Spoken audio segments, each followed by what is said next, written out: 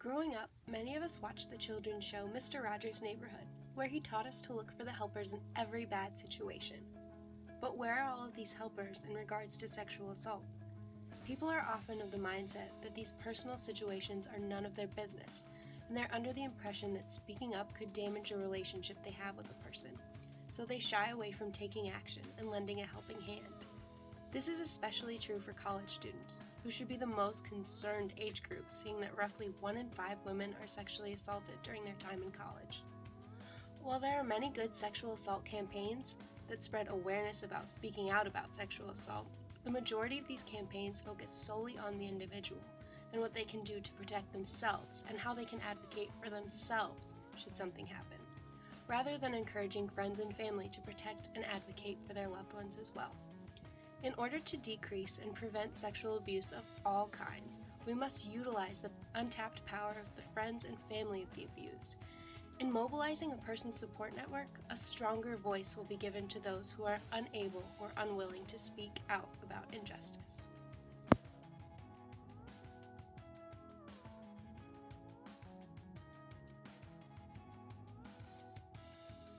So, how did the situation occur? I dated an abusive boyfriend for about a year and a half, so it was a chronic abuse situation. It started off as primarily emotional abuse, degrading, devaluing, breaking me down, and then it morphed into sexual abuse, and later when I tried to stand up for myself, physical abuse. That's mainly how it developed. It started off innocent little things that were not ideal, but slightly more like red flags. And those developed into big abusive transgressions. So, if you could take anything from the horrible experience, would you have any advice for people? I would say if you are friends with someone who you think is being abused, do not let them push you away. They need you.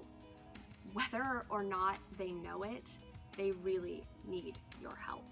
Realistically, if it is bad enough to where you are noticing they are beaten, and not even physically beaten, but they are beaten down, they are broken, their spirit is crushed, and they're probably depressed or going to become depressed.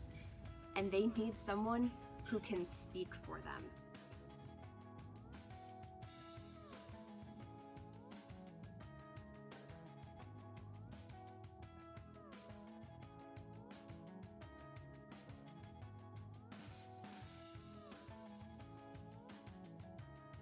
On the sexual assault response team, what exactly do you guys do?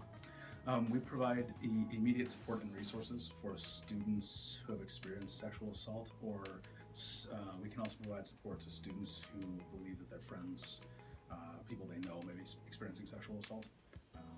As a surrounding support network, what is the best way for us to combat the isolation that the abused might try to enforce?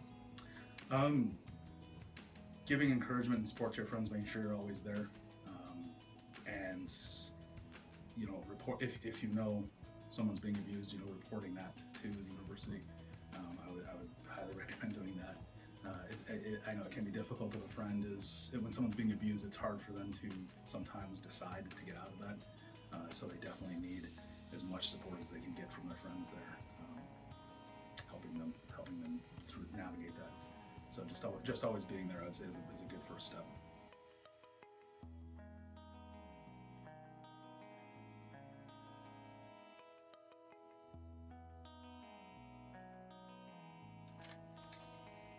Knowing what she's been through, if you thought a friend was being abused, what would you do? It's tough because you obviously have a profound effect on your friend, but at the same time, a lot of abusive relationships, people are afraid to get out of them, or people are afraid during them, or they tend to ignore some of the signs of an abusive relationship. And so as a friend, I would really try to help that person see something that I think is abusive, and help them get through it, or move past it.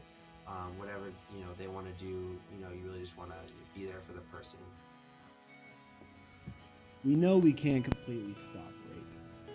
It's an unfortunate fact, but that doesn't mean that we have to allow it to happen. No one deserves to live through such an experience. Everyone, whether they are aware of it or not, know someone who has been sexually assaulted or harassed before in their lifetime. From friends and family to coworkers and acquaintances. That's why we need to have a support network between the victim and their family and their friends. The only way a problem like this can be solved is if it is reported to the proper authorities. That is also why it is imperative that we take a stand against sexual assault together. Although we have campaigns to spread awareness, it will be of no use to us unless we ourselves get involved, especially now as college students. By helping give victims a voice, we can help prevent further injury and help allow the healing process to begin. So much more pain and suffering can be averted as long as we stand together.